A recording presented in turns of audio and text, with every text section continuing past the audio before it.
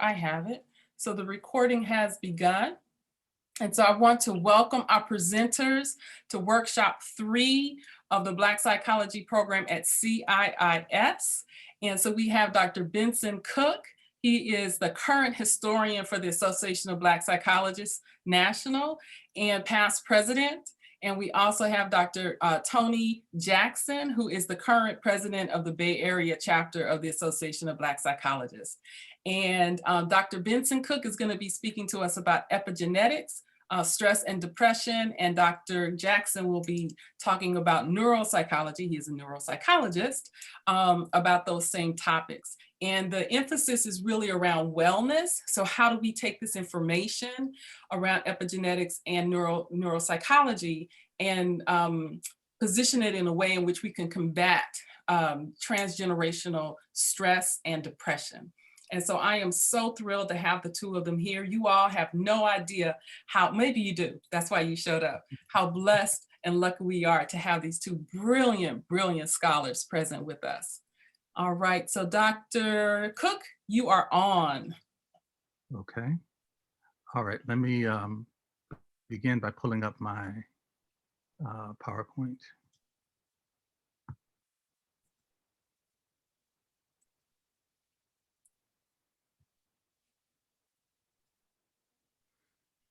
Okay, as I get started, I wanted to say I'm honored to be a part of this conversation.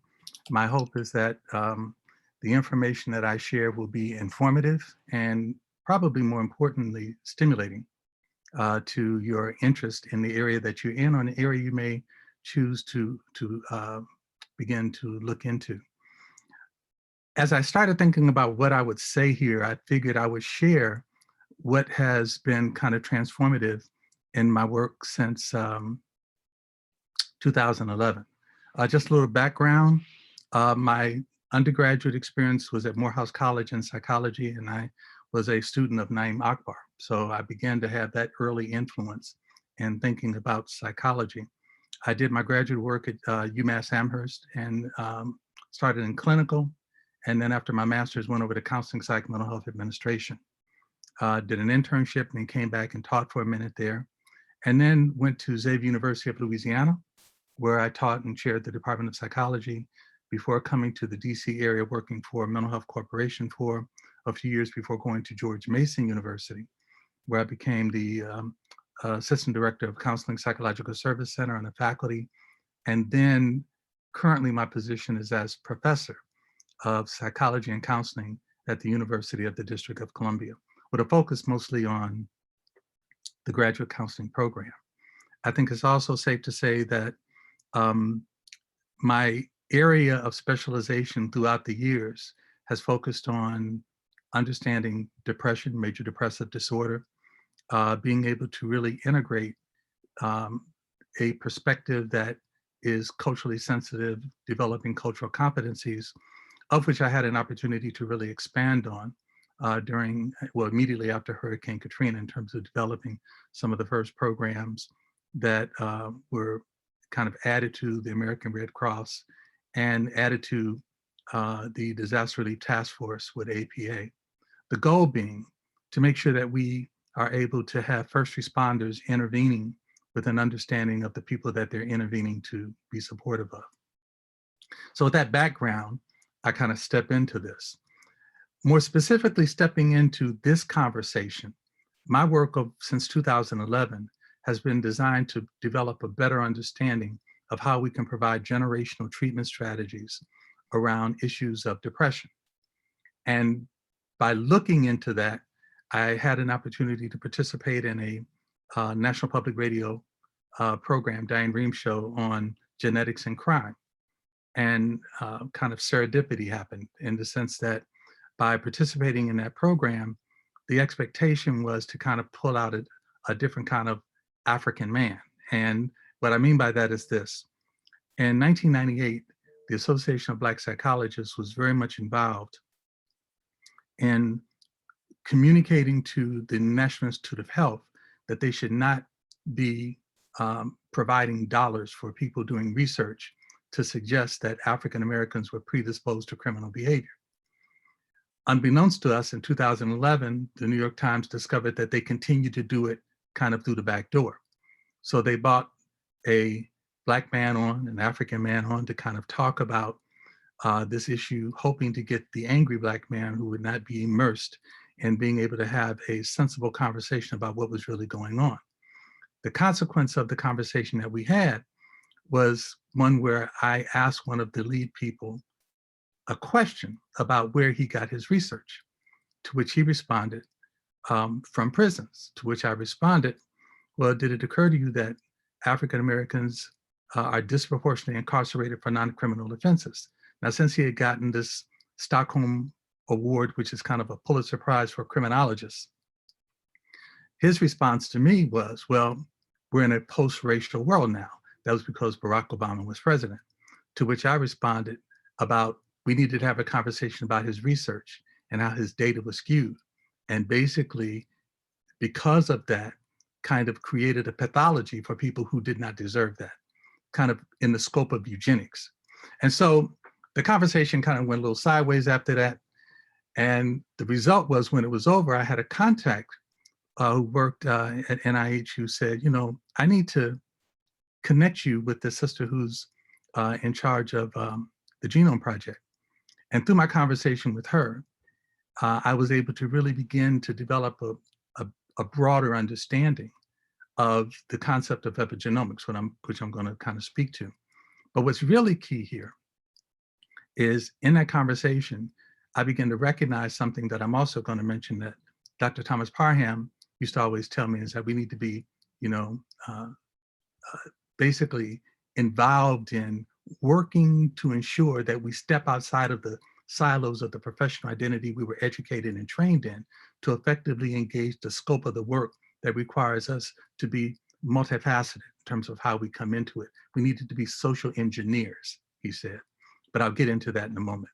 So in terms of these wellness practices, I decided, since my specialty is depression, I'm going to kind of speak to it from a kind of seasonal affective disorder perspective generally.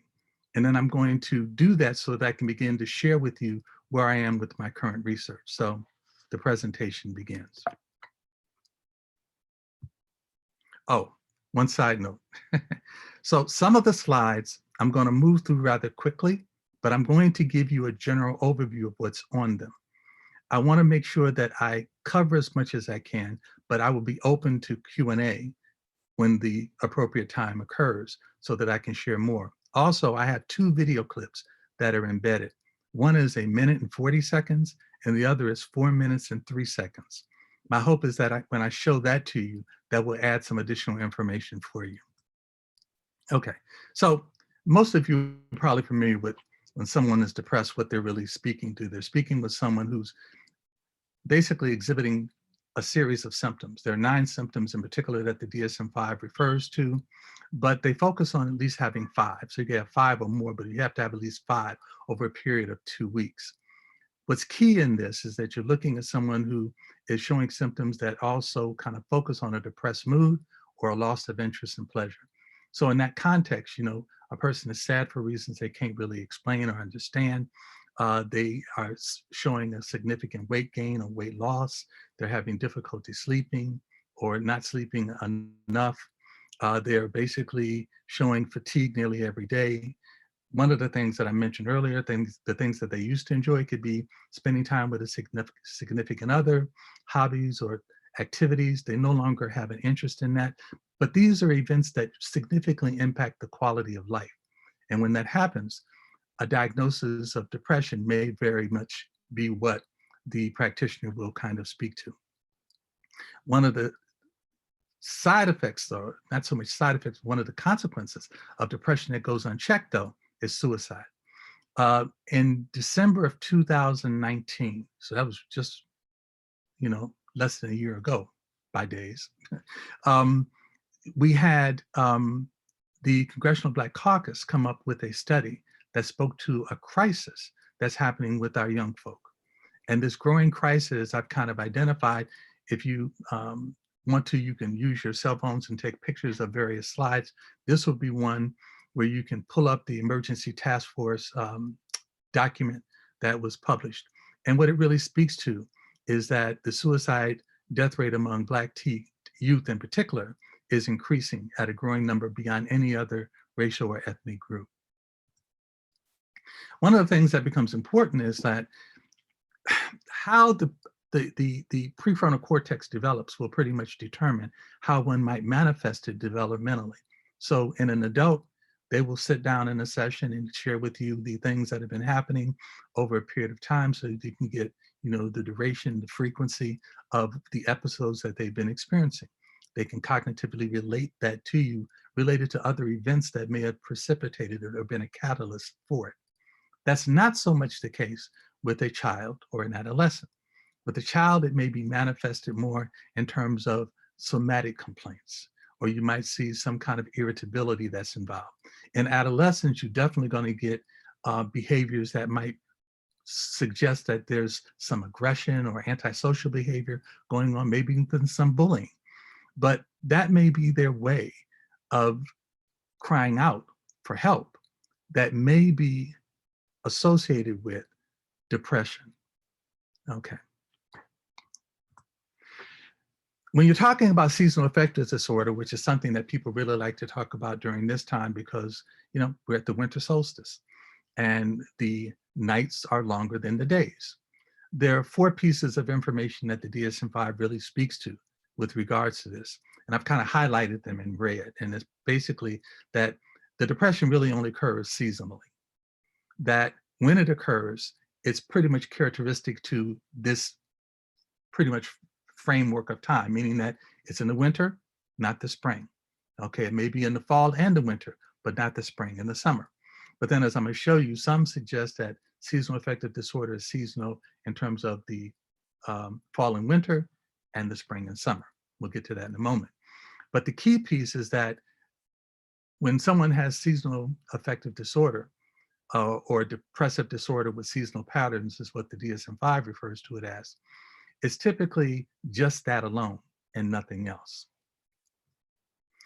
This kind of gives you a quick overview on this slide of when they talk about the winter seasonal affective or the summer. In the winter, one might be involved more in overeating, unexplained weight gain, sleeping more than usual, and more of the symptoms associated with depression. And the summer might be a loss of appetite, unexplained weight loss, insomnia, and irritability. And again, let me go back to this. When I talk about irritability, I'm talking about the kind that really significantly impacts the quality of one's relationships, that will impact the quality of one's life. Okay. An important note here is that, for example, with seasonal affective disorder, if a person has a seasonal job and then when the fall and winter comes and they lose their job, that, according to the DSM-5, does not necessarily fit. But one of the things I want to add to this is, for all of you who are listening to this program via the platform that it's on, you are listening to it during a time when we are in a pandemic, COVID-19. This is rare. This is like something, the last time something this major happened with influenza of the scope was in 1918. So in many instances, from that time to this time, we've had to rewrite how we understand ways of being. In that context, I think there may be changes that will be written in as we move forward into the future, such that we may have to change how we look at what I just shared with you in the context of how COVID-19 has had a profound disruptive impact on the lives of us. Clearly, millions of people are impacted by this, so that's another piece that I want to share as an important note. Okay. The thing that's really important to always understand is the rhythm of life, the cycle of life.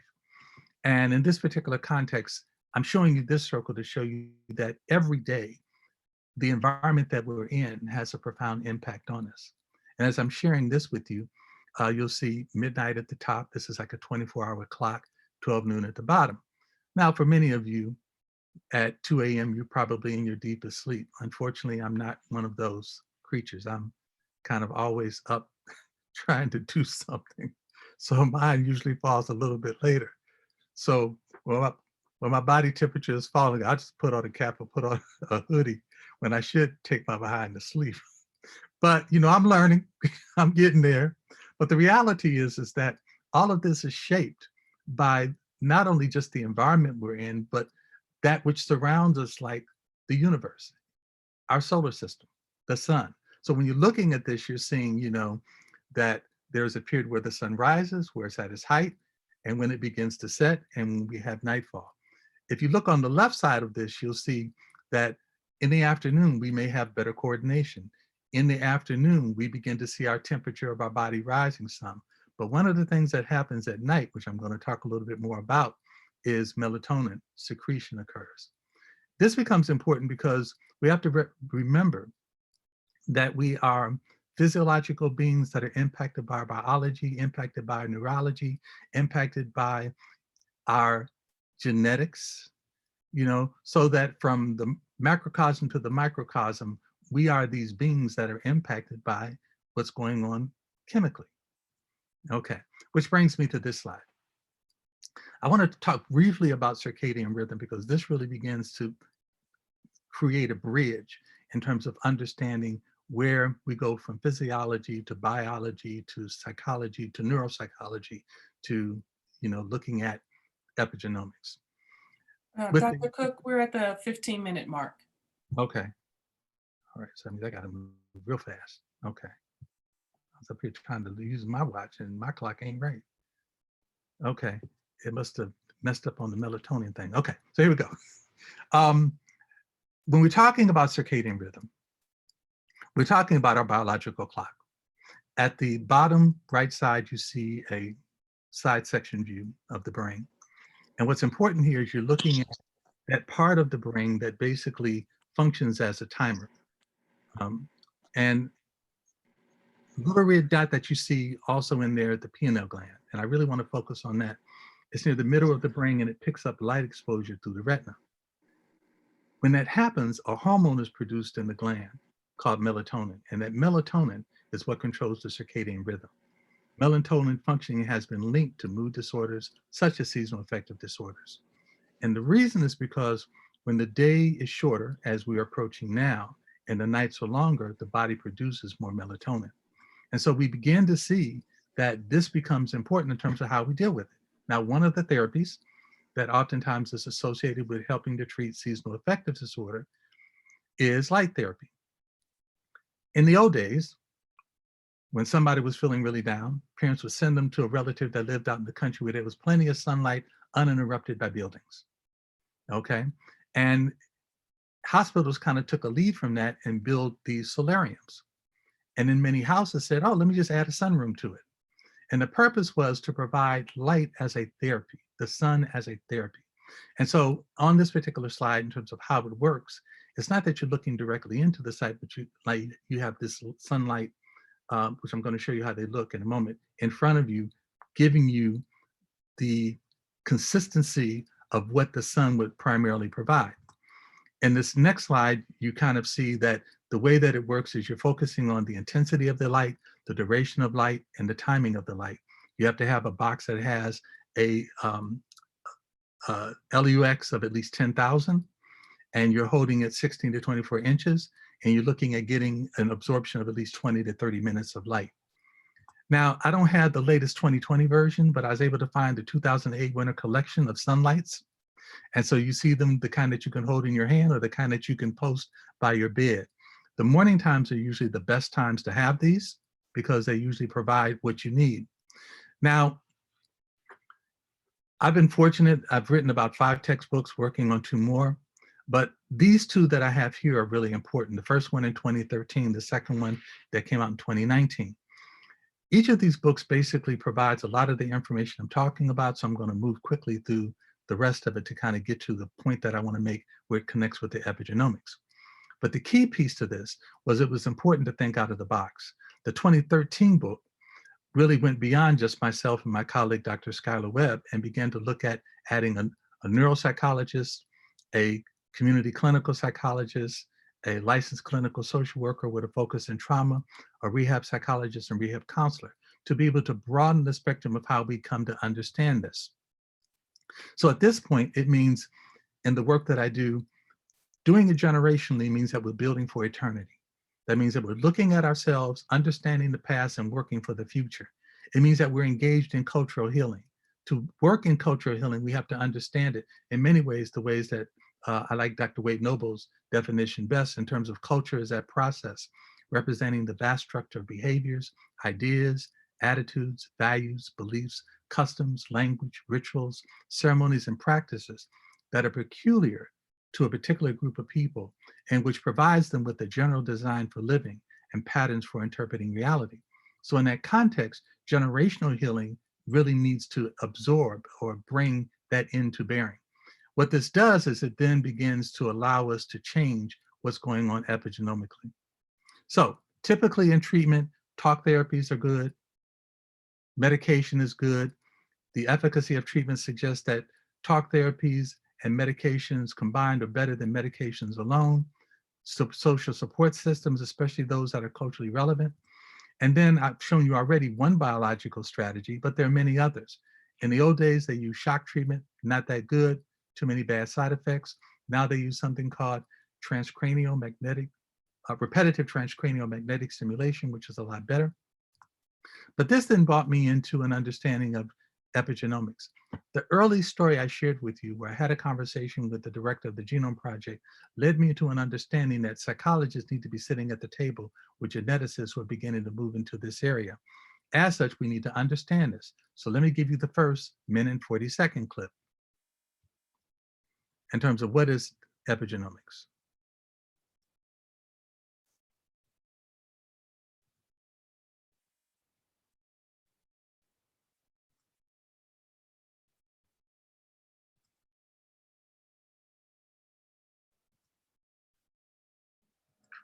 DNA contains the instructions for building all the parts of the body.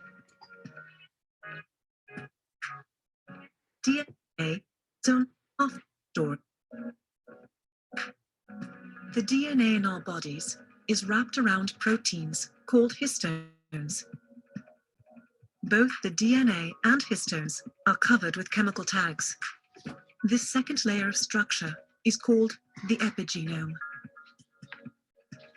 The epigenome shapes the physical structure of the genome. It tightly wraps inactive genes, making them unreadable. It relaxes active genes, making them easily accessible. Different sets of genes are active in different cell types. The DNA code remains fixed for life, but the epigenome is flexible. Epigenetic tags react to signals from the outside world, such as diet and stress. The epigenome adjusts specific genes in our genomic landscape in response to our rapidly changing environment.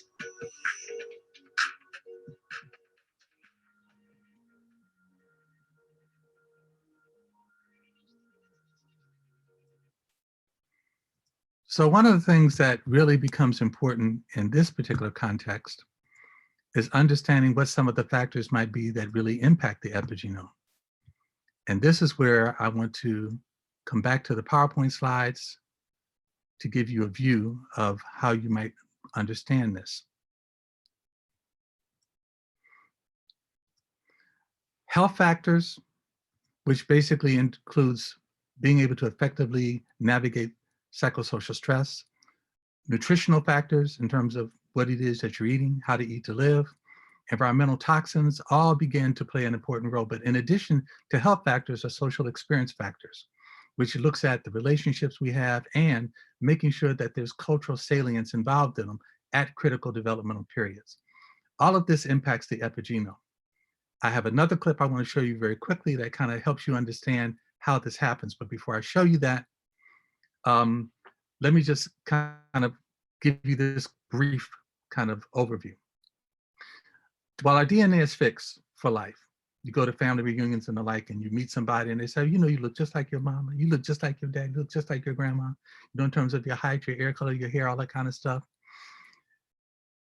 There are these chemical tags, and these chemical tags act like on-off switches. They can cut on hereditary illness, or they can keep it off. Managing health factors, managing social factors at critical developmental periods can have an impact. But I want to show you a little bit more of how that looks so that you can have greater clarity.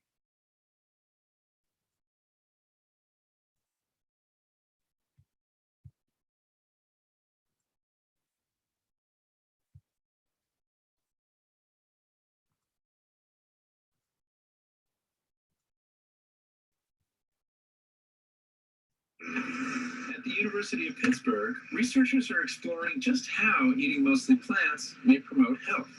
But we're particularly interested. Colon cancer specialist Stephen O'Keefe spent many years working in Africa, where he saw very little colon cancer among his patients. But when he moved to the United States, he was struck by the fact that African Americans have one of the highest colon cancer rates in the world, even though many are genetically similar to Africans.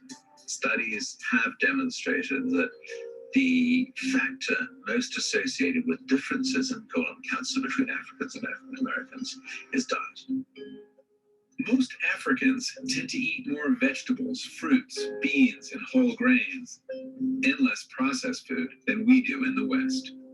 And those plant-based foods contain substances our bodies can't digest, which we call fiber. We understood for a long time that fiber was important, and we thought it was important to help people overcome constipation and improve what's called transit time of food through your body. But O'Keefe's studies reveal that fiber does something else. It feeds bacteria in the colon that help to keep it healthy by producing a compound called butyrate. Our cells don't produce it, but bacterial cells do. If you eat enough fiber, you maintain a bacterial population that converts the fiber into butyrate, which maintains the health of the colon and prevents cancer. Fiber is food for these microbes. And if you don't feed it to them, they're not going to be well, and you're not going to be well. And the less fiber you eat, O'Keefe has found, the more bacteria you have that make harmful compounds that can lead to cancer. Since the Western diet that many African Americans eat is low in fiber, and most Africans get plenty of fiber, O'Keefe wondered what would happen if Africans and African Americans switched diets. O'Keefe's team fed fiber-rich diets to African Americans and fiber-poor diets to people in South Africa. And then we basically measured substances that are good or bad for the colon before and then 2 weeks after their dietary switch. After just 2 weeks, the amount of harmful compounds increased in the colons of the Africans, while the amount of beneficial compounds like butyrate increased in the African Americans. This is a butyrate. This is very dramatic. It's very easy to see. The exciting thing is that by changing your diet, you or I can influence our risk of colon cancer in just 2 weeks. So the larger lesson is that we're not just eating for ourselves. We're eating for the trillions of microbes that inhabit us, like the ones that help protect breastfed babies. The community of microbes inside us has become known as the microbiome. But scientists are just beginning to understand how big a role those microbes play in our dietary health. Our ability to transform the complex chemicals in the foods that we eat into products that we can grab a hold of and use very much depends upon our microbial partners. And in a sense, we never dine alone. And that's why we proceeded to try to understand this intersection between the foods that we eat, the microbes that we harbor, and our health. Okay, stop that there. And I see I have just a couple minutes left, so let me kind of wind up this way. Back to the PowerPoint slide. Okay. And so one of the things that I talk about, and again, I'm not going to have a lot of time to talk about it here, is with the research, and I've just submitted, in the book that I showed you earlier, which is the title All About Depression, Issues, Treatment, and Resources, came out in 2019. Everything that I'm talking about is in there. And there are embedded videos, which one of the videos you saw was embedded, the first one, about the epigenome. But it's helping people recognize and understand, especially our people, the importance of epigenomics in terms of health factors, such that they can begin to change from the short list of foods that don't work to the short list of foods that do work. So processed foods don't work. Sugar does not work. Fish works, balanced diet, vegetarian works. And that's the direction to go in. And so as I get down to the last minute, let me just go to this slide. I think what Dr. Thomas Parham taught me was really very critical, and that's where we are now. The work that I'm doing is jointly with another professor from the College of Agriculture and Urban Sustainability, where we're going into Washington, D.C., and we're sorting out those places that were initially called food deserts. We call it food apartheid. And we're teaching people how to access and increase their food security for mental health, increasing educational opportunities, tools for technology, jobs. And again, this is psychology, even though we may not directly speak to it like that, but it helps us from a macro to the micro, irrigating environmental toxins, increasing drinking water, but most importantly, eliminating systemic, institutional racism and oppression. And this pretty much allows us to more effectively create the change that we want to see in our environments. And with that, I know my time is over. This is the book again through Kindle Publishing Company. And these are some other books that I would highly recommend. Dr. Walker's book that just came out, Unapologetic Guide to Black Mental Health. The Happiness Diet, which is a great book that kind of speaks to nutrition, and of course, Cass to understand something about the systems of systemic and institutional racism and oppression that we still find ourselves having to work through. And I've gone literally 1 minute now over my time. So I will stop there. Beautiful. Thank you. Thank you. Thank you, Dr. Cooke.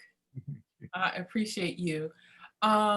If you can stop your screen share, then I can put us on gallery view and we can take some questions. We have about 10 minutes or so. If folks want to ask any questions, you can ask them just out loud.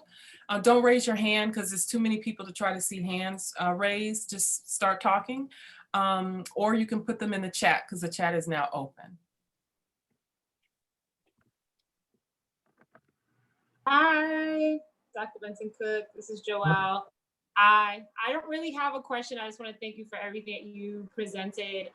As an African American who also has Caribbean roots, I was diagnosed with seasonal affective disorder living in Indiana for undergrad. And literally that was the beginning of my psychological and spiritual journey to health. And my folks are from Pittsburgh. So wow. Like literally everything that you've said, I'm like, this man is just showing what's been going on in my life. So I appreciate all the information. Particularly, I studied at CIIS. I just graduated from somatic psychology department because I also want to get into the somatic understanding, mind, body, spirit. Obviously, epigenetics is in there, neuroscience, the nervous system is in there.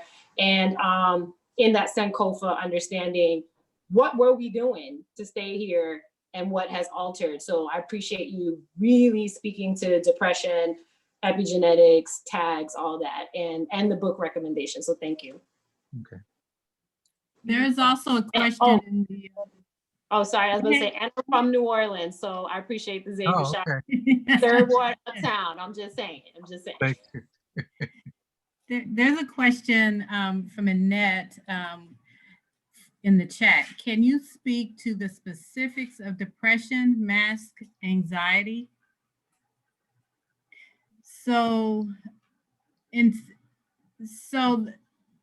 I guess what she means is that depression is now, anxiety now is overshadowing depression. No, that's not what I mean. Let me go back. I'm sorry. I'll just go ahead. I try to type it quickly. Okay. Well, there's a diagnosis of of depression, but the depression is not quote unquote really depression. It's actually anxiety that has this veneer that looks like depression. Mhm. I don't know if you've run across that, or if you can sort of tease out the distinction between that masking of anxiety by something that looks like depression and depression itself. Okay, we often talk about comorbidity, meaning that two things can exist kind of in the same bubble. And with regards to someone may have anxiety about something. And when you are experiencing that for an extended period of time beyond the cause of the anxiety, it may begin to manifest itself, if it's over 2 weeks of period of time, into the symptoms that are associated with depression. The key point, I should say, is looking at the symptoms. And so it would depend on what's going on. What are you doing to manage it? If you're able to manage it in terms of an anxiety, then you probably will be able to kind of effectively manage that without falling into depression. The thing about depression, when I'm talking with clients, I kind of describe it like this. It's like being in quicksand. And the more you move, the deeper you go. And even when somebody comes by and says, let me help you, there's a fear of extending to their help, because any movement, you begin to feel the sense of hopelessness. Anything I do is only going to make it worse. Okay? And so your quality of life begins to just totally disappear. So with depression, it really pretty much puts a stop to your ability to do much of anything. That's why I talked about among the symptoms, it impacts your sleep, wake cycle. It impacts your ability to eat. It impacts, or you eat too much. And that impacts your body weight. It impacts your ability to be able to effectively manage your desire to do the things that you need to do to exist. You may say, shut up in your room. Come on out, you need to go to work. I don't want to go to work. I can't go to work. Okay, so I don't want to minimize anxiety, because that, depending upon the type of anxiety, can also be impactful. In my early studies, I dealt with phobias. A phobia can keep somebody from doing the things that they need to do as much as depression. The one significant difference that I see is looking at the duration of time and the frequency of the impact of the event on the quality of life. And it's always important, in closing, this is why you have to seek a licensed professional who can basically gather information from you that's specific to what it is you're experiencing and work with that. But in addition, they're going to be gathering information about your family. Because one of the reasons I want to look at this from the perspective that I do is because it's generational. It is, in many instances, a part of our DNA. So if I'm looking at someone who is depressed, it's not uncommon. I may find the DSM-4 I used to call familiar effects. I may find that this is something that their mother experienced, their grandmother experienced, something like that. And that will help me to kind of determine what would be the best approach for treatment. There's another question, Dr. Cooke. Mm-hmm. This is, can't pronounce her first name, Estrada's last name. I would like to encourage my community to eat healthy, whole foods, but there are a number of barriers to low-income communities. What can we do to support access to healthy, whole foods for our communities, given how they are often difficult to acquire due to their cost and food deserts? Yeah, absolutely. Wow. Become a social engineer, become engaged in the community. So as a psychologist, I found out that there was a college that basically was creating rooftop gardens. They were creating gardens in other areas. So I went to the inner city of DC, Southeast DC, the church I belong to, which is an African centered, kind of like African liberation type church, which owns the land that it's on. And we went there with this program, and we engaged the community into creating gardens, different types of gardens. And the purpose was to cultivate the ground, plant seeds, harvest the fruit or the food from the ground, learn how to cook it, learn how to sell it, and learn how to start the process all over again. Even using the aquaponic gardens where you have fish in them, being able to do it outside, being able to do it inside, being able to talk to people about the places they need to go beyond the food markets to find what they need. The challenge, however, as it was so well articulated by the questionnaire, is that in inner city areas, we put up these graphs, and you see like about 1,000 red dots for all the corner stores and liquor stores in the hood. But the green dots are like literally 30 to 40 to an hour away in terms of being able to purchase fresh produce.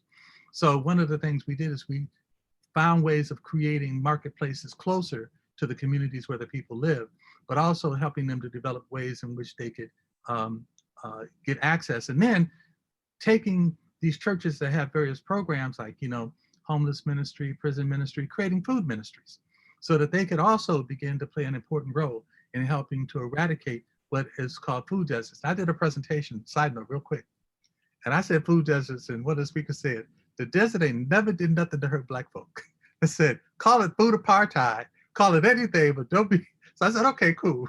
So even though I put the picture of the desert up there, it's to kind of like make that equation. But yeah, it's about us doing something beyond the professional academic silo that we were trained and educated in. Beautiful. Thank you, Dr. Cooke. We have time for one more question. I see Chip posted in the chat. Dr. Cooke, you have really helped us understand inherited health predispositions. Mm-hmm. Might you say anything about your understanding of the impact of inherited trauma or trauma response? Okay, it's all intertwined. So let me do a quick side note to that in 30 seconds, or maybe more. Got 2 minutes. Yeah, okay. So in terms of just sharing myself, I come from a family where on my mother's side is diabetes. My mother and all her family died of that. On my father's side is heart disease. All of them died of that. When I mentioned the thing about sugar, about 3 years ago, I'd gone to an ophthalmologist that I was seeing almost every 3 months because the pressure in my eye was building. The glasses I have on are reading glasses. My vision was pretty good, but it was building to the point that it was going to be detrimental. Went for my visit, and typically every time I go, I'm paying all that money for a 5-minute visit. He looks at everything, then I'm out of there in 5 minutes. With the sunglass thing on, I can't see nothing. I'm bumping into stuff. Okay. I came back after spending 6 months of cutting out cookies, cake, pie, candy, sugar. And he turned around to me and said, "What did you do?" Scared the living bejesus out of me. I'm like, am I going, what's the reason? He said, "What did you do?" And I'm like, I don't know what to tell you. I'm like panicking. And so he says, "No, what did you change?" Long story short, no more cookies, cake, pie, candy, sugar. He said, "So when you go to get your coffee at Starbucks, do they still do what they used to do?" I go in there and say, "Oh, get Doc some coffee for his sugar." Because I have a cup of coffee, 10 bags of sugar in it. I know I was bad. It was, but that's how I was. Long story short, I said, "Well, what's the verdict?" He said, "Whatever was wrong with your eye is gone. 180-degree turn." I said, "Well, do I come back in 3 more months?" No. 6 months? No. A year. 2 weeks later, I went to my physician, my primary care physician. Now, what he shared with me, he said, before I became an ophthalmologist, I was an emergency room surgeon. It basically, what sugar does is it just creates all kinds of havoc. The kinds of havoc that can also lead to depression and lead to other kinds of degenerative diseases. Long story short, I went to my primary care physician. She said, "Dr. Cooke, what have you done?" After looking at my results. Or she called me Benson George, not Dr. Cooke. I said, "Well, I stopped eating cookies, cake, pie, candy, sugar." She said, "Okay, that did it." I said, "Well, I have a question for you. Why didn't you tell me this before?" She said, "Because it's in so many products, most people wouldn't do anything about it. And so I didn't want to say anything to you for fear you wouldn't do anything about it." The long story short, even though I'm not dealing directly with trauma, directly in the way that you may want it, I'm dealing with a short one, is that inflammation caused by different foods can create problems. So if you add that to emotional abuse, physical abuse, then clearly, and the book talks about this in one of the chapters, that trauma gets it impacts not just at the physiological level, the biological level, the psychological level, and the spiritual level, it impacts at the epigenomic level, okay? And what that does is it creates the on switch. It unlocks any kind of hereditary illness. The one thing that has kept us together, and I'll close on this, as a people, is something Howard Thurman said. He said, we're really spiritual beings on a human journey, not human beings on a spiritual journey. And that's what kept us going through the 400 years of still ongoing trauma that we continue to experience. And I'll add Wade Noble's piece on it. We're spiritual beings on a human journey with an African face. And that counts for more than what we've been told. So we need to recognize the impact on us from the macrocosm to the microcosm. Thank you, Dr. Cooke. Ashe and amen. Thank you. All right, all right. So we're going to transition now to Dr. Tony Jackson. He's going to have about 30 minutes to present, and then we're going to break again at that point, and we'll use that last 30 minutes or so for Q&A, and then we'll be out at 6 o'clock. All right, Dr. Jackson, you are up on all of that. I don't know why you're going to even transition to me. Yeah. Oh, yes. Oh, we're going to find out in a minute. I know why. I know why. Drop the mic. Listen, greetings, CIIS family. What's happening? And thank you, Adiba, for the opportunity to check in and share some ideas with you all. And I hope I can share something that may stimulate wherever you are, stimulate you to think just about mental health in general, and also may stimulate you to think about how you might want to pursue this science. I'm extremely humbled to be on the same desk as Dr. Cooke, and I could take an hour, telling you why, but just know that very, very much appreciative. And Dr. Cooke, you said something that made me go run and grab my other computer. So I'm going to bring that into the into the presentation. So I want to, let me pull this up. I want to share my screen with you. And there you go. I have some embedded videos also. So I'm going to apologize ahead of time if my connectivity gets a little glitchy, because sometimes the video can appear as glitchy. But I've shut some things down and trying to make it as smooth as possible. Also, I am, like Dr. Cooke, I'm going to go over some slides quickly. So I apologize for that, but I will summarize those slides. And some of these slides are attributable to Dr. K. I call him Dr. K, Dr. Karazian, who is also a mentor of mine. And yeah, I've just learned a lot from him. So I really appreciated the information Dr. Cooke shared with us. I'd like to pivot that to the role of epigenetics and the role of diet and all these transformative things to its impact on the brain and the dynamic of the brain. Specifically, looking at issues of neurodegeneration, right? So I'm going to talk a little bit about neurodegeneration versus neurodegenerative disease, neurocognitive disorders, talk about the metabolics as well as the autonomics of those disorders, talk about the role of, and of course, I'd like to end it with a brief discussion of what do we do about this?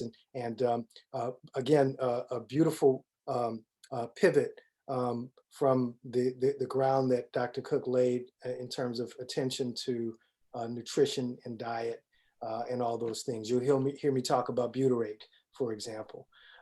Very, very important piece of the health puzzle. Dr. So Jackson, before you continue, just do a little brief background. Let folk know who you are. Okay, they don't want to hear all that. Yes, they do. We need it. We need it. We need it on record. No, folks. We need it on record. So let folks know who you are. Just a little Okay, bit. folks, I grew up in South Central LA. I grew up knuckling up and, dealing with a whole lot of police violence and a whole lot of violence, and had a lot of questions about why. And those questions led me to this field. I had no idea that I'd even be interested in it, let alone interested in the brain. But just like many of you, the way that I was taught in high school left me only getting A's and B's because I didn't want to hear my mama's mouth. But that's all. That was the only motivation. At this point, I've been teaching for a while. I've taught over at Holy Names in their counseling, graduate counseling program over at College of Notre Dame. I've been with the Community College District, San Mateo at Skyline College for a number of years now. I've been in practice for a little while. So I'm the co-director of Prana Mind Center for Brain Wellness here in Oakland. And I have the privilege of helping organize and run our local chapter, Association of Black Psychologists. I also am a director of the Therapist in Residence program here, which is a program of the chapter. And so that's enough about me, right? Okay, good. So on with the information. That's what's up. Now, here's the thing. Brain care and neurodegeneration is common with age. It just happens over time. But understand that brain care is not a part of the common healthcare paradigm, in conventional medicine or alternative medicine. And they're catching up, right? They're catching up, but they're not there yet. So healthcare is still very much a neck down approach, a neck down practice for both alternative as well as conventional medicine. Although the brain is the most fragile and highly susceptible organ to health imbalances, especially when they're due to poor diet and when they're due to chronic stress. So you take something like Parkinson's disease, right? Under current practice, you have to be almost end stage before they call it, before they diagnose it. And it makes no sense. You got to develop tremors and, loss of smell, and we'll get into some of that stuff. So our healthcare model really does not diagnose, treat, or attend to brain health until the end stage neurological disease develops. And that's something we need to understand. And many of us have dealt with that, with parents, grandparents, older aunts and uncles. So in most cases, our brain demise can be traced to our so-called modern lifestyle. High carbohydrate diets, processed foods, again, a good dovetail off of the ground that Dr. Cooke laid down, right? Laden with neurotoxins, brain-sapping fats, common digestive problems, wheat and gluten-related foods, lack of sleep, chronic stress. And for majority of people, really brain nutrition, stress, blood sugar imbalances, they have to be addressed first. There's just no way around. Are established, then we can take on the four major neurotransmitters, acetylcholine, serotonin, dopamine, and GABA. But I want to read something to you. This is actually an email we received today. Here we go. From a client, and the client is a what is he, 10 years old, a little boy who was having a number of issues, and you know, they were looking at oppositional defiant disorder, they were looking at ADHD, a number of different things.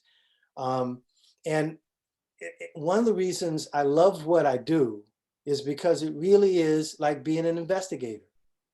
First of all, as a Black psychologist, as someone who tries to be a student of Black psychology and African-centered in the approach, we're open to what walks through the door. You just have to be.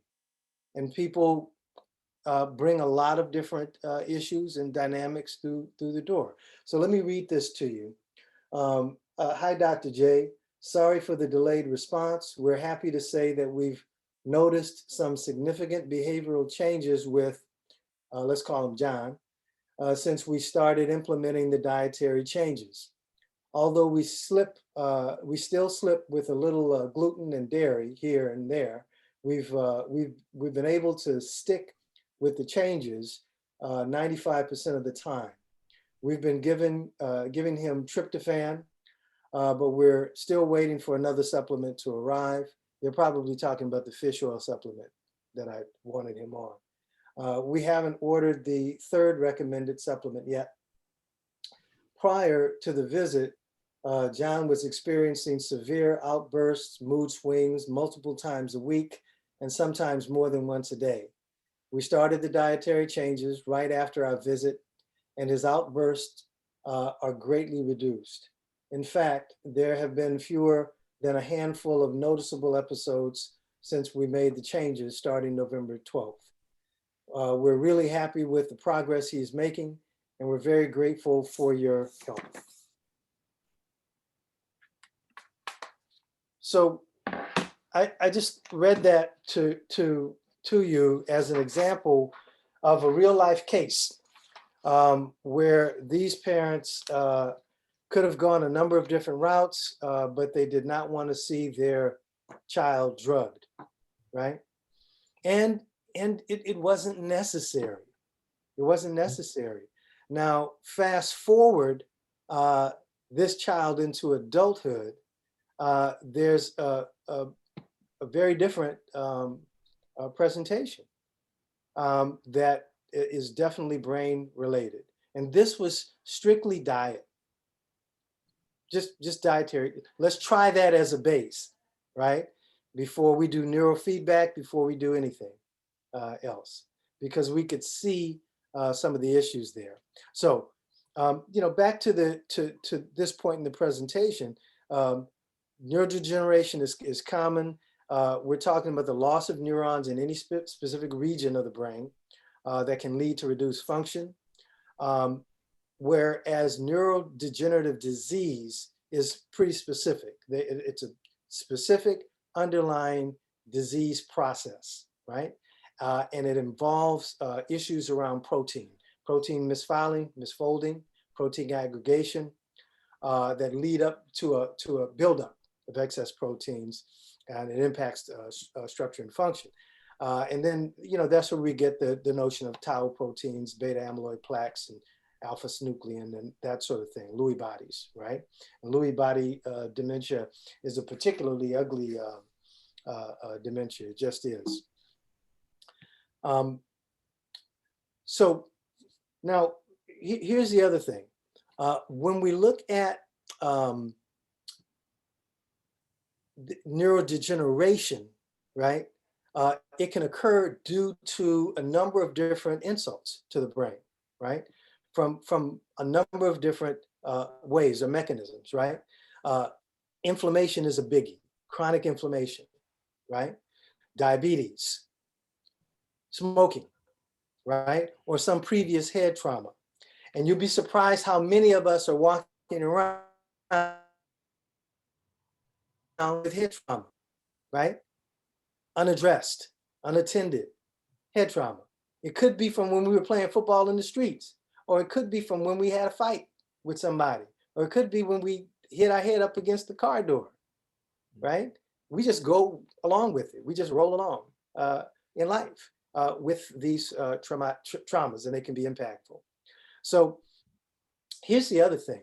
When you look at the insults and you combine them with a lack of development in specific regions of the brain, right? Or outright disuse in specific regions of the brain, you know, that can also lead to brain impairment. So for example, if we've never participated in athletics, right? We didn't play any sports, we didn't dance, any of that, then the area of the brain called the cerebellum is going to be impacted.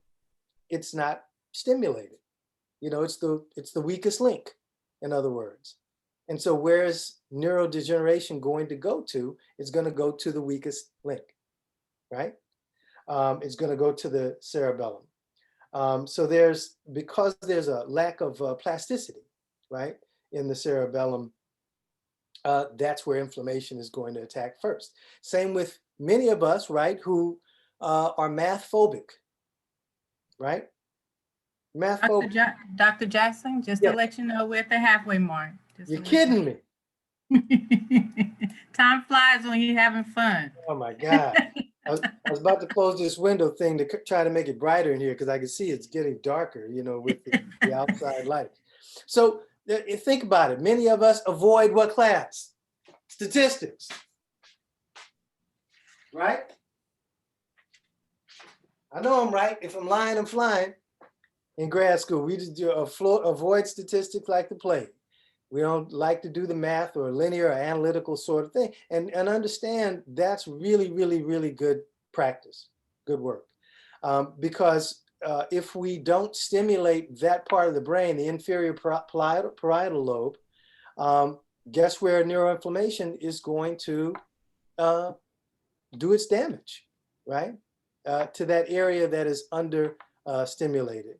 Some of the more common symptoms when it comes to neuroinflammation are reduced brain endurance, right? We get on the road.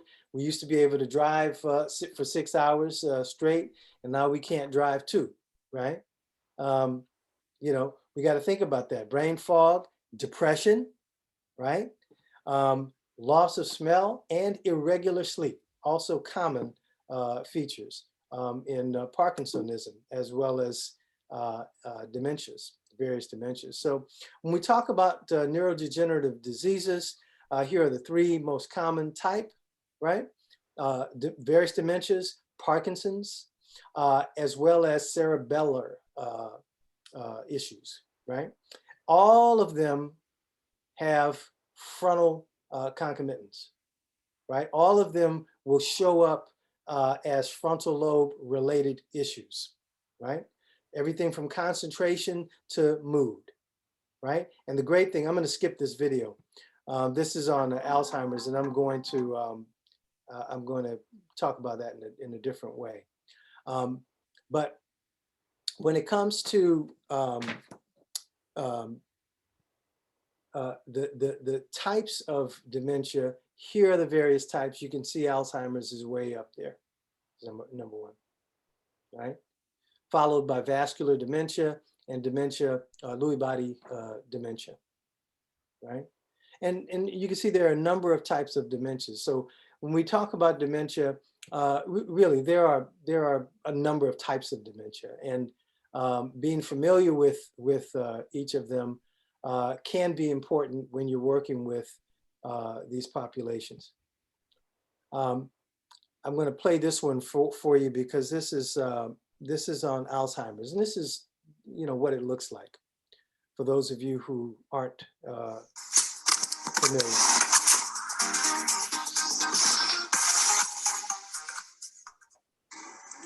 So you weren't sure who my dad was. Do you know who my mom is? You. Huh? What now? Said you weren't sure who my dad was. Do you know who my mom is?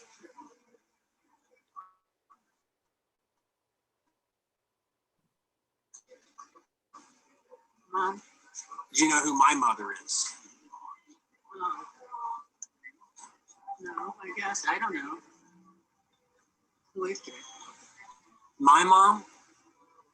You don't know who my mom is? I have to think about it. All right, I'll let you think about it. Huh? I'll let you think about it.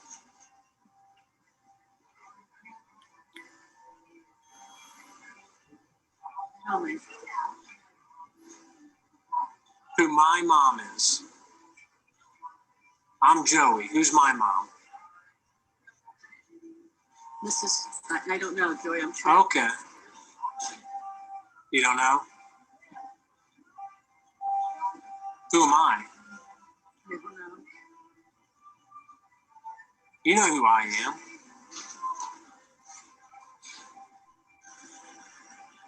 Am I just a friend, do you think?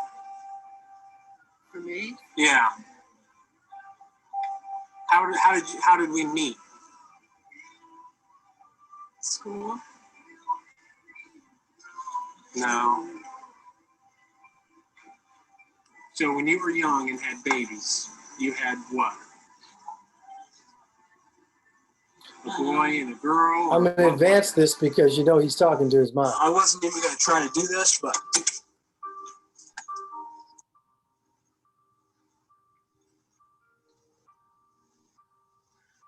hardest day of my life.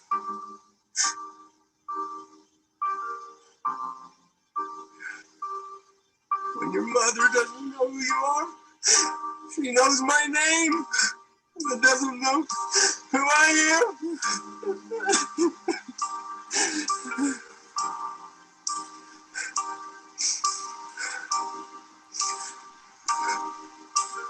I tried so hard to get her to tell me who I was with photos, and she just doesn't know. I feel like she just died.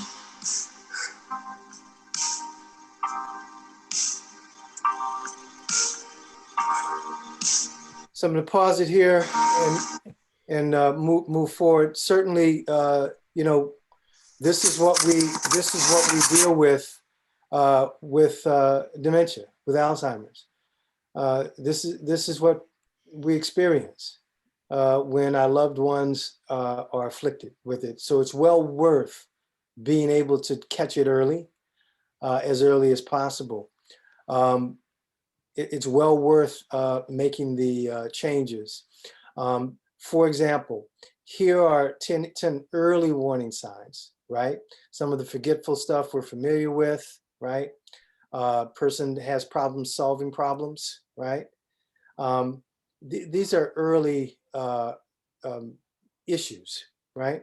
And there are even earlier signs of Alzheimer's that we try to become familiar with. But when it's diagnosed, typically it's late stage. The person doesn't even recognize people they know, right? They need to be fed oftentimes or supervised.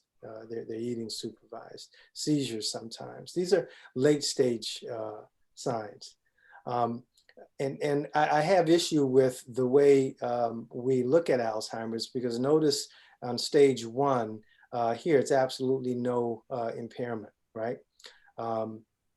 Normality, no memory problems, so on and so forth.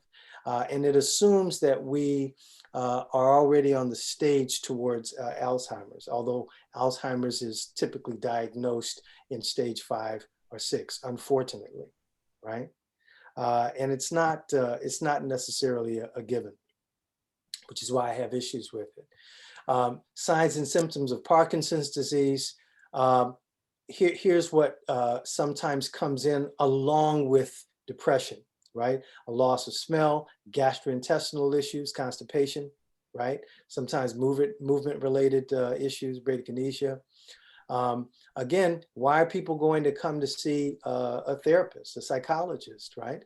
For depression, for anxiety, so on and so forth. But what if we can pick it up as a harbinger for bigger issues, and we can help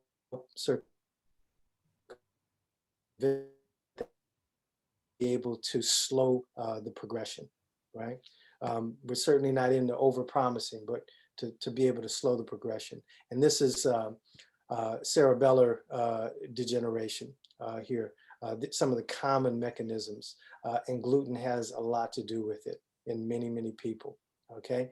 This certainly was my issue, and I felt like I dodged a bullet and therefore could not practice in the same way, right? changed my entire practice. I'm going to fly through these because I want to get to some of the what to do's with you. But when it comes, the organization of the proteopathies have to do with alpha-synuclein, tau, and beta amyloid. When you look at tau proteins and beta amyloid plaques, boom, that's going to introduce Alzheimer's or Alzheimer's profile. Alpha-synuclein, when it comes to the development of Lewy bodies, can break into Parkinsonisms, not necessarily Parkinson's disease, but Parkinsonisms, as well as the disease, Lewy body dementia and MSA, multiple systems atrophy. And they present as different.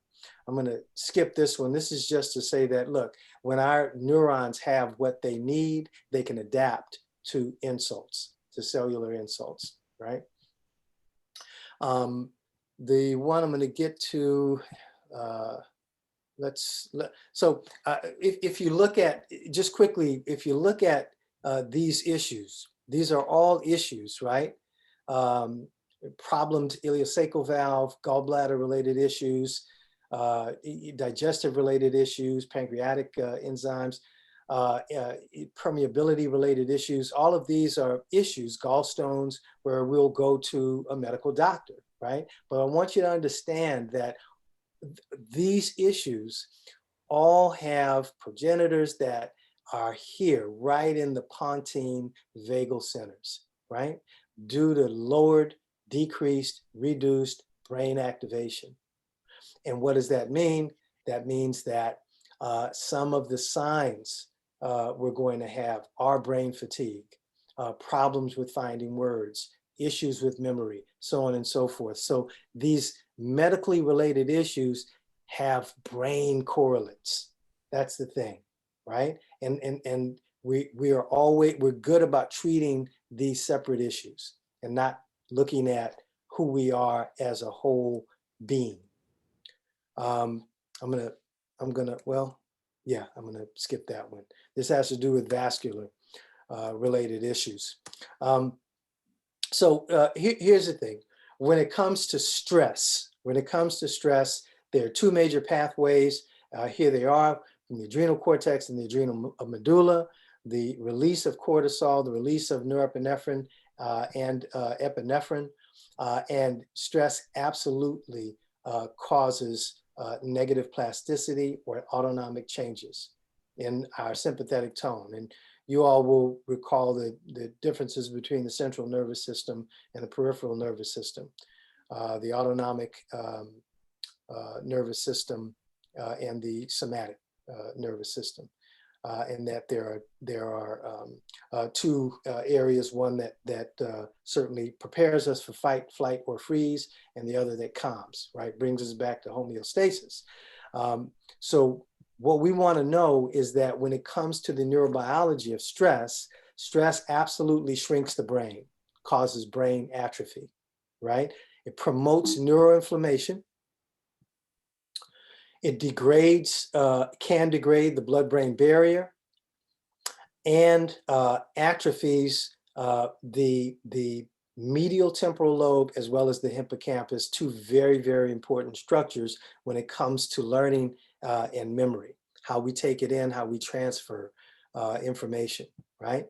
Understand that stress reactions can be psychological and physiologically, but both have the same physiological impact or changes, right? Including elevated HIPAC, right? That very important system, right? Hypothalamic pituitary adrenocortical axis system, where inflammatory cytokines are being released and cortisol is being released, just going, big time. They have the same adverse consequences on our brains. So understand that, what are we talking about in terms of stressors? We're not even talking about the trauma that many of us go through, too many of us go through. We're talking about long work weeks, toxic relationships. By the way, that argument that we have with our significant other, right, can raise cortisol levels that stay that way close to 7 days. Understand that. Lack of sleep. Dr. Cooke, get that sleep. Lack of outlets for stress, right? High carb diets, drops in blood sugar or spiking blood sugar, right? Chronic pain, inflammation, anemia, food intolerances, all these things, gut infections can cause issues for us. This is just a summary of what I've just gone over, and I'm going to, let me just touch on this. When it comes to cortisol, and still, you know, the spit test, there's some conversation about it, but it's still fairly reliable. Our cortisol should be high in the morning, moderate throughout the day, and low at night. And then the melatonin that Dr. Cooke mentioned should be kicking in, right, at night. When that doesn't happen, understand that many of us who are calling ourselves night owls, right, because we just do things at night, so on and so forth. Now, there are a few people who have a very different, genetically different circadian rhythm, right? It's just natural. But for the majority of us, we're talking about insomnia, daytime energy crashes, as well as being a night owl, as being indicative of a dysregulated circadian rhythm, right? Dr. Jackson, this is some really good stuff. How about 5 more minutes to wrap up? Okay. Thank you, LaTonda. Then we can go into some questions and answers. Yes. Okay, thank you, LaTonda. All right. That's why I need my sisters. That's why I need them. That's why I need them. I'm going to go to, let me go to a different page because I want to get to, I'm going to summarize this just to say, look, part of the brain's immune system, the brain has its own immune system. It includes microglia, right? Little cells with spider-like appendages, right?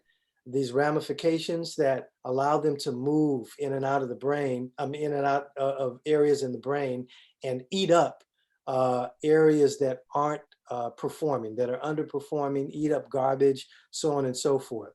And what happens with brain insults, right, is that these microglia become primed.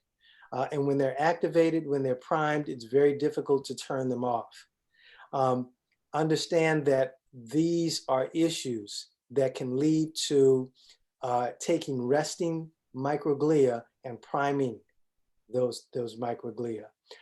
And also taking microglia that have already been primed and putting them in motion, right? Causing what's called sickness behavior syndrome, which also includes depression, right?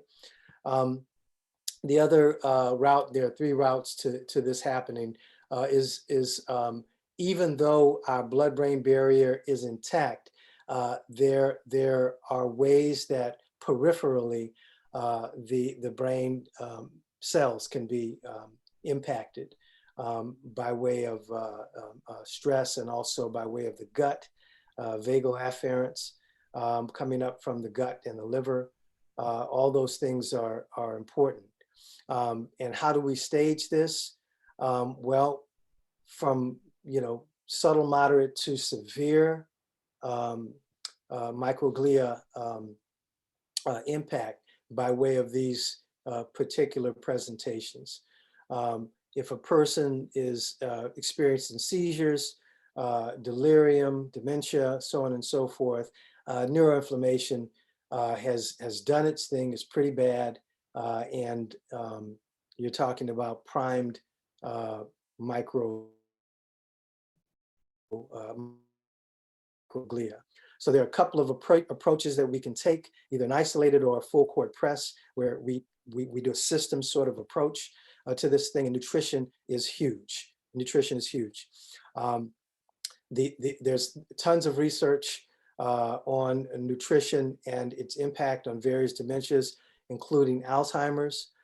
Some of these points you'll recognize from Dr. Cooke's presentation, omega-3 fatty acids, proper flavonoids, metabolic substrates. We'll talk about a few of those that are all important and that can impact Alzheimer's going into a disease state. This may be a little difficult for you to see, but it's just some research on vitamin E, the use of DHA, folic acid, B12, and interesting study on B12 and its impact on neuroinflammation, specifically Alzheimer's. But note here that the use of B vitamins in general and B12 specifically, is no good without proper omega-3s, without proper omega-3 fatty acids. That's the thing that helps B12 to do its thing. And when it comes to nutraceuticals that are neuroprotective, that help guard against inflammation, here we go. They tend to run in groups of flavonoids, groups that are for mitochondria support, EFAs, and groups that are for support of methylation, if that is the issue. And when it comes to broadening the scope, right, including diet, but away from diet, it includes drinking less, it includes exercise, it includes de-stressing, and it includes proper sleep, and really trying to help the client, right, the buona and bote, to get a good balance of all of these.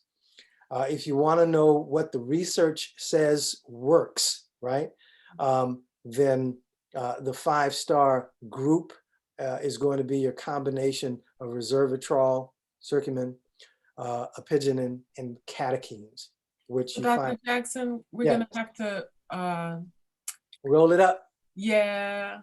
And, Okay. and so go ahead, because I want you to repeat something that you said, because I know what you said, but I don't think other people caught it. But go ahead. Well, you tell me to go ahead. I'm going to go to video. So No. You All have right. to wrap up. You have to wrap up. We got 20 minutes left in the whole thing, so we my need to get to God. Q&A. You know we're going to have to do this again. We're just going to have to. We're going to have to do it again. I know. So, yeah, just the 5-star approach. When you look at this, right, think about including these in your diet. If you're thinking about exercise, high intensity exercise tends to work best. If you want to know why high intensity exercise works best, it's because of all of these. It hits all of these, from growth hormone release to the release of good nitric oxide, ENOS, right? Let's see. Okay. These are all stimulation activities.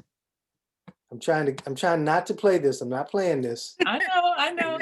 So let's pause here. Let's pause here, because we can do, like we do in the chapter meetings where we have the after Zoom. Yes. So we can do a little bit of after Zoom. Okay. But I do need you to wrap up, because we try to make sure that we stay pretty much within our time frames. Right. And I want to give folks time to ask you questions and interact with you. So sounds good. Sounds good. So this is what I'll close on, right?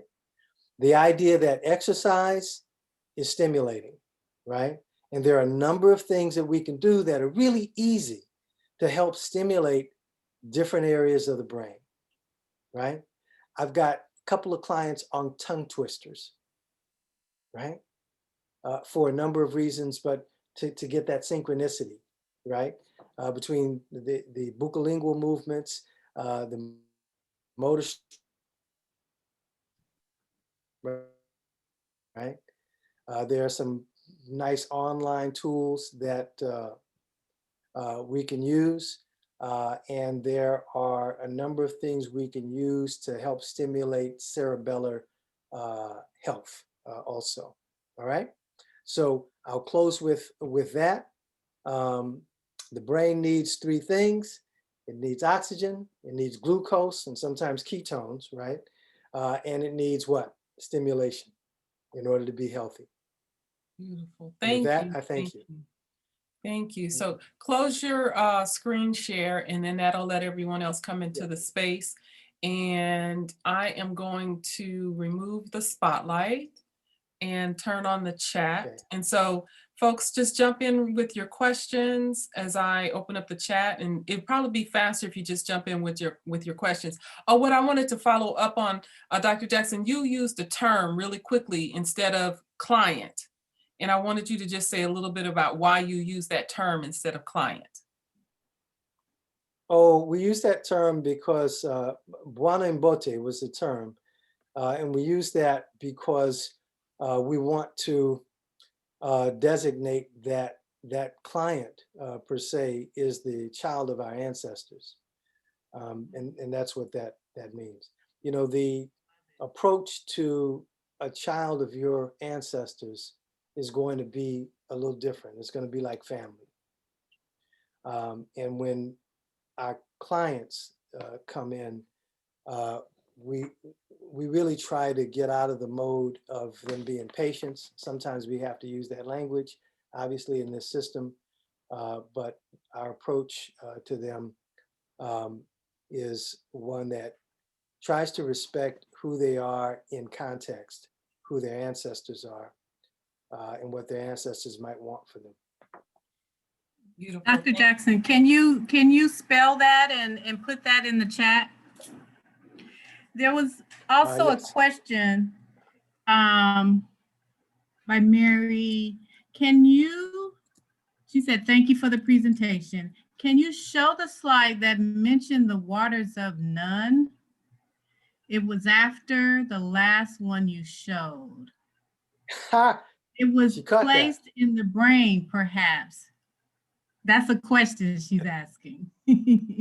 Oh, I know which one she's talking about. I'll show you. And also keep in mind that I know right now we're focused on Dr. Jackson's work, and so we're going to, focus primarily on that. But if you also have questions for Dr. Cooke, you can include those in this segment as well. Yes. So this was the slide the sister was referring to. I use this slide because it's really always interesting to me when you look at this position of the brain, slice of the brain, how it looks like a face. And actually, as we're communicating to each other, we're communicating to each other's brain. That's what we're doing. We're communicating to each other's brain. We're communicating to each other's spirit. We see this edifice, but understand that, we learned about the ventricular system. Our ancestors referred to the ventricular system, the four ventricles, as the waters of none. The waters of none are cerebral spinal fluid that runs through the ventricular system. They also, like a river, help to move. We generate neurons, right? And those neurons are sent to different areas of the brain as needed. And this happens up until old age, what we call old age. So this was the slide she was talking about. Beautiful. Thank you. There's a question by Asabi. How does your research impact diagnosis that may appear earlier than dementia? She said she has Alzheimer's here, but do you mean dementia, Asabi? Or Alzheimer's, because you posted it again.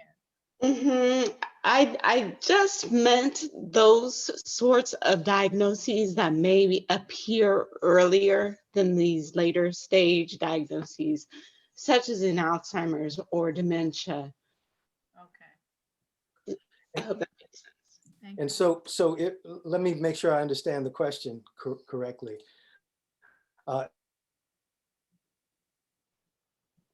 What sorts of symptoms do we look for in order to catch it early?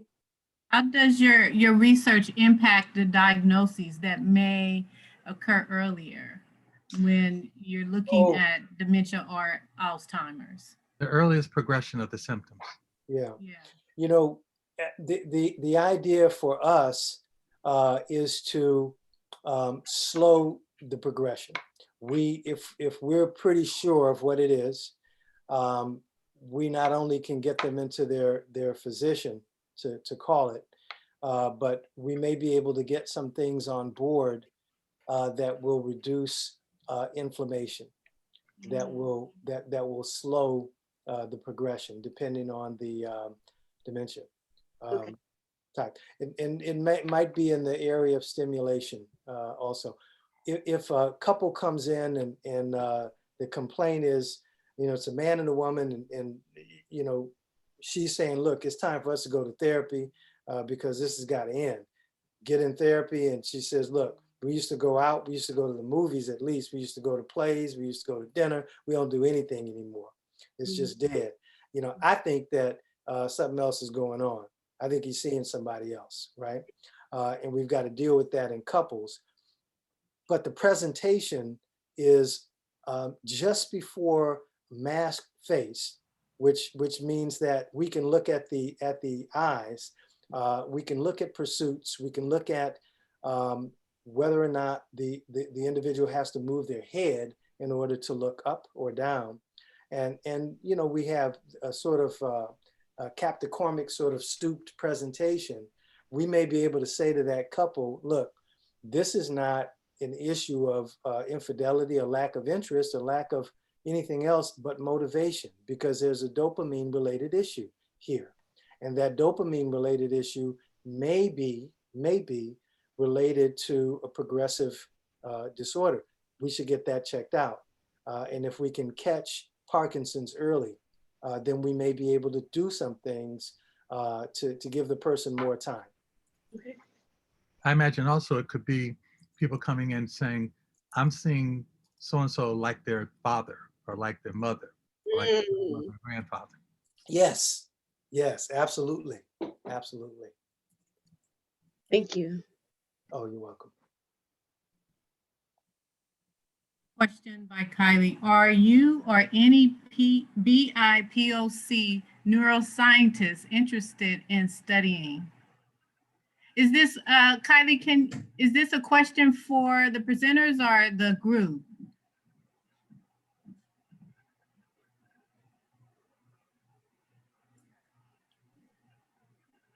Okay, and so for the presenters, okay. So are you or any BIPOC neuroscientists interested in studying? Are there BIPOC scholars doing research on this? So that's directed for both of you, Dr. Cooke and Dr. Jackson. I guess I'm not clear with the acronym BOP. Psychedelics, Kylie, can you explain? People of color. My question was if there are any Black scholars studying psychedelics in neuroscience or neuropsychology, or anyone who studies the brain. I do a lot of research kind of looking into psychedelics and its use for mental health and for brain regeneration. And I just don't see a lot of Black scholars. So I'm just wondering if there are Black scholars and scientists that we know that are out there doing this work, involved with this very, new, now niche and developing area of science.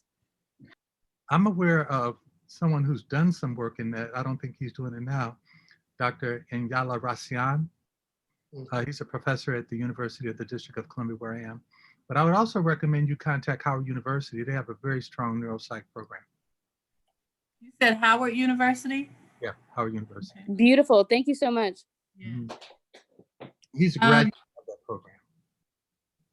Okay, Julie Pierce. So is it accurate to say it is good possibility to slow deterioration, but the deterioration is in progress and cannot be halted?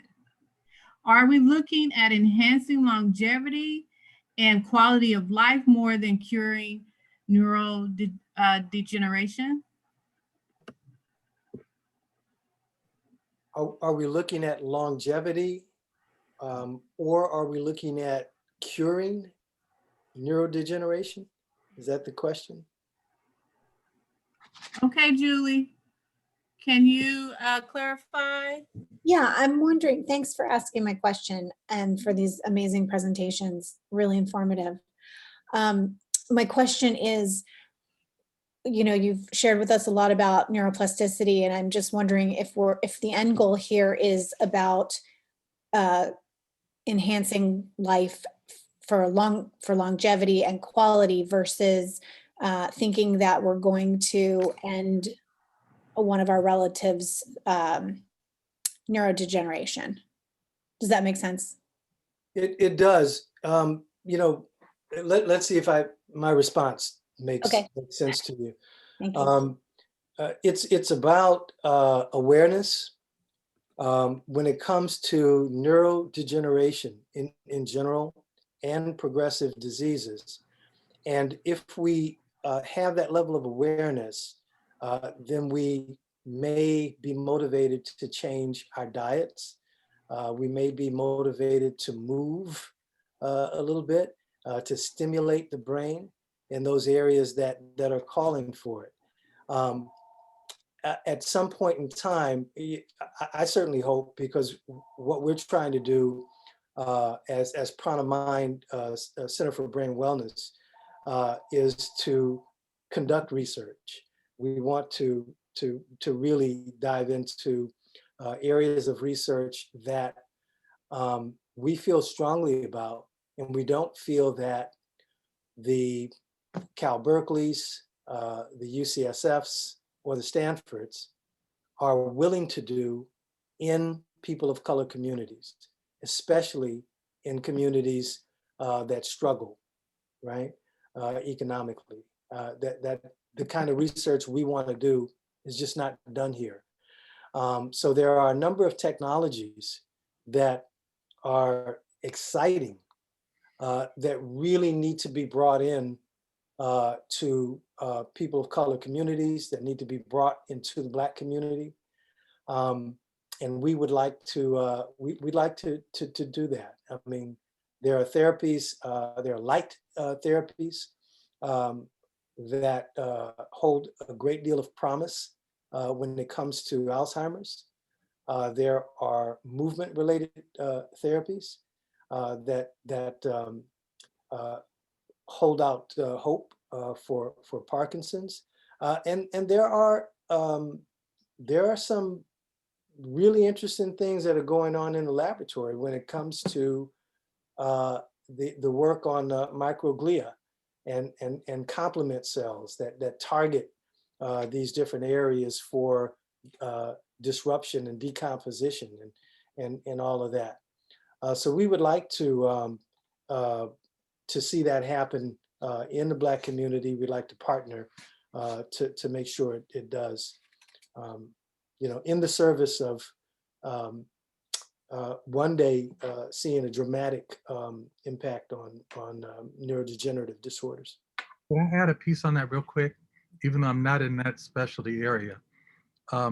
It's important for those of you listening to recognize that sometimes you'll hear about something that's of interest to you for which you have no model to go by. It's then up to you to determine whether you are the person who's to be that initial model. The work that I'm doing, no one that I was aware of was doing it. I approached someone who was a geneticist and said, is it possible that since certain mental illnesses are hereditary, that an understanding of epigenomics could provide some generational treatment? And the response was questionable, like, I don't know if first of all, you're not a geneticist, so back up. But my thought was this: from the conversations you've heard today, you've heard that a biochemical process impacts everything, even our understanding what's going on right now. And as such, it impacts at the genetic level. But there is a process by which even that is affected by health factors and social factors. So maybe there's a way that we can engage proactively in establishing preventative approaches. So what you've been hearing is work that's being done and work that will be done, and hopefully inspiring you to do the work, to ask the bigger questions, to step out of the box, so to speak, and recognize that maybe it may not be anything you could do with someone who's caught into the latter stages, but with understanding how they got there, you could probably backtrack and find ways of helping those who can avoid ever getting there. Great, great. So there's a couple more questions. We have had time for just one more. Okay. Mosi had a question. His question came up a couple of times. He was asking about the transgenerational aspects of depression and trauma and how it's impacting youth. So specifically how for Black youth that are confined. Latrona, if you can read the wording of it precisely. It's the last one on the chat. With respect to transgenerational stress and depression, can Dr. Cooke and Dr. Jackson speak to the implications and prospects for mitigating cumulative and active trauma for Black youth confined and disproportionately subjected to the juvenile justice system?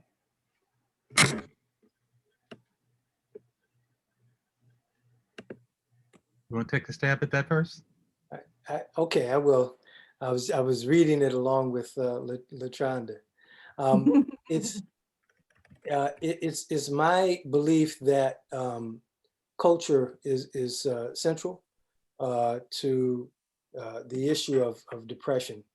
In my research, I found that when it came to violent outcome, that the three factors that are highly correlated with violence and violent outcome are depression, mediation of anger, and frustration tolerance, level of frustration tolerance.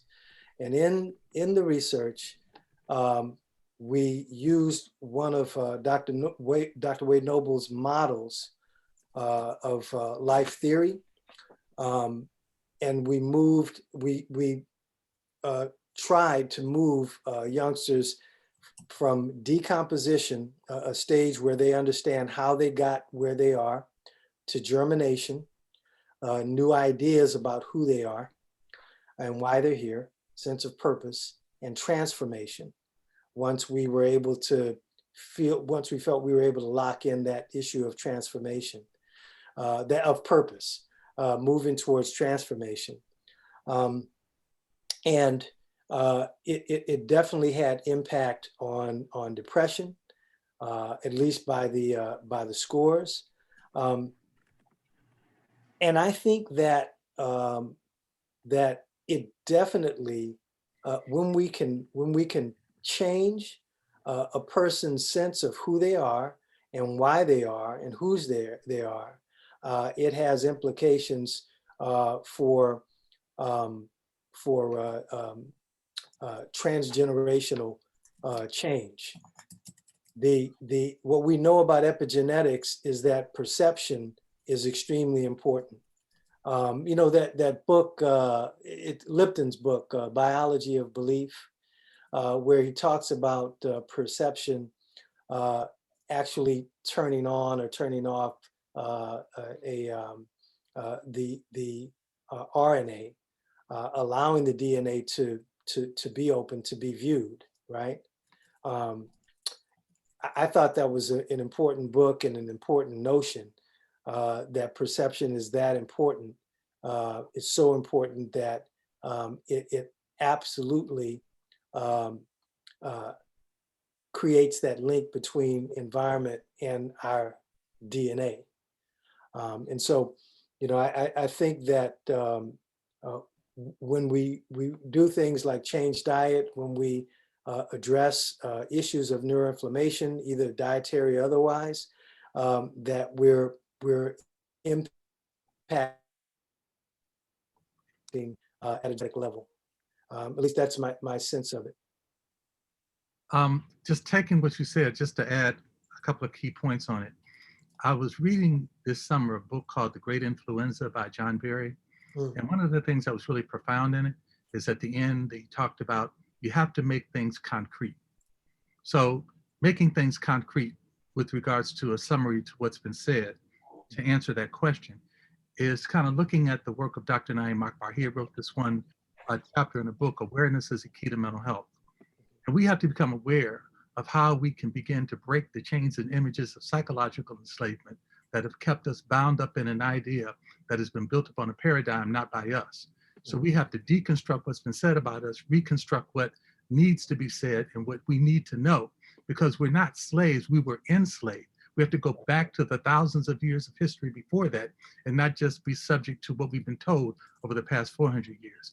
And this will allow us to define our reality in ways that will give us purpose and allow us, especially those who are incarcerated, to recognize that the bars on the wall and the concrete cannot hold you down, given that the power of what's in your mind is stronger than that, because it's that which built that.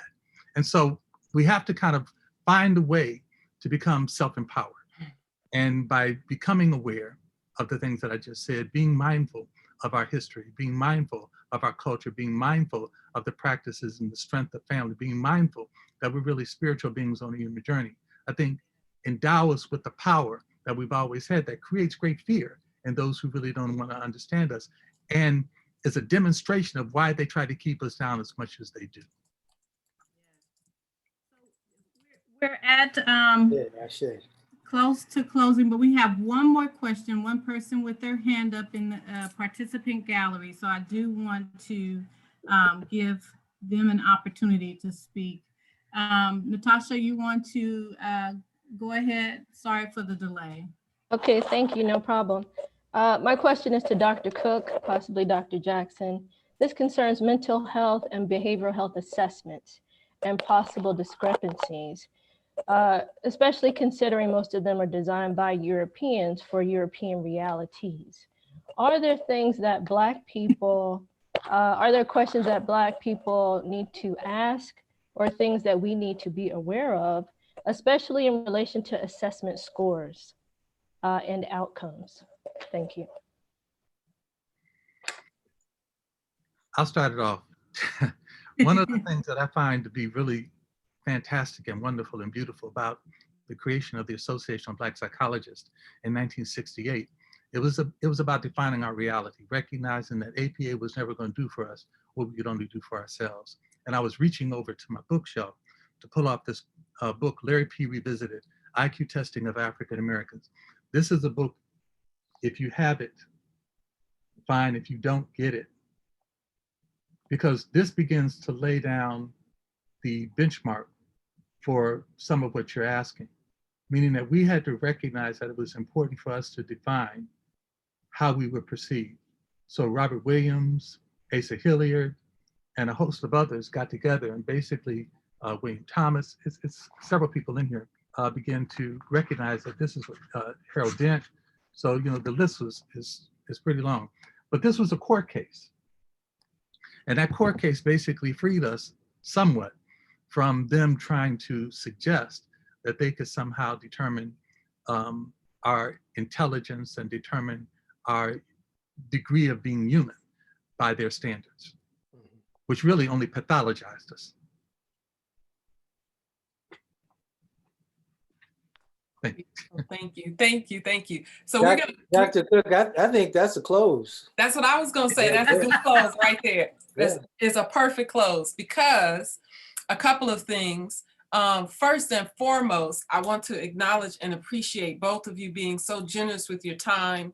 Dr. Cooke is on the East Coast, so it is late where he is. And so I appreciate you staying with us past the hour here. I know you say you working on that go to bed piece, and we don't want to interfere with your progress. Dr. Jackson, I've been like that my whole life. So I think I fall into that category, but I'm still trying to work on it. Oh yeah. Please do, we need you around. Ashe. And I also wanted to invite those that are part of the Jegniship cohort. You all know that one of the requirements of being a part of the Black Psychology program at CIIS, and the Jegniship cohort in particular, is attending the Bay Area chapter meetings. And so Dr. Cooke is the president of the Bay Area chapter. So I want to encourage you. I know I see some of y'all. Jackson. I'm sorry, Dr. Jackson. I was looking at Dr. Cooke when I said it. Dr. Jackson is the president of the Bay Area chapter. Dr. Cooke was the president of the whole thing. Of the whole thing, yes, the whole thing. That's different. That's different. So I want to encourage our Jagniship cohort members. If I'll do my very best, and Latrana, I'll do our very best to send out the reminder prior to our next chapter meeting. I know that some of you do attend, so I want to acknowledge those that do attend. And then the last thing I wanted to do was, I put it in the chat, but Latrana had mentioned this at the beginning. So we do have a class now. Thank you, Jagniship cohort in Bay Area and the Black psychology participants. You all asked and asked and asked, and we met and begged and got it done. And so I want to give a quick shout out to Jocelyn Chapman, the department chair and program chair for the Transformative Studies program. She approved a course. It's the first time a course like this has been offered at the doctoral level in TSD. So it's the African-Centered Transdisciplinary Epistemology course. It's a 3-unit elective course, so doctoral level students can take it, as well as master's and undergrad students. So if you're interested in enrolling, when you go into the registrar's office and you do your course search, where it says division, make sure you hit the drop down that says all, because it's open to all divisions. Don't leave it at doctorate or graduate or whatever it automatically populates with. So make sure you hit all. That way you can pull up and find the course number. So we're going to be covering some of what you all experienced here today in the curriculum. And I'll just do a quick shout out for our textbook. So our textbook is Research Methods in Africana Studies. And so let me stop my little screen share here. So this is our textbook for the course. It's written by one of our Bay Area chapter own, Dr. Siri McDougall, AB-Sci. And so this is our textbook. So I want to highly encourage you, and I'm going to have to get out my re-examining the Larry P case too, and throw a little bit of that in there, since Dr. Cooke then brought it back into my awareness. So at that, I want to close and request someone to release the ancestors for us, and we can officially close out, and then I will stop the recording. And if folks want to stay a little bit for the after Zoom, they're welcome to. So who can close us out?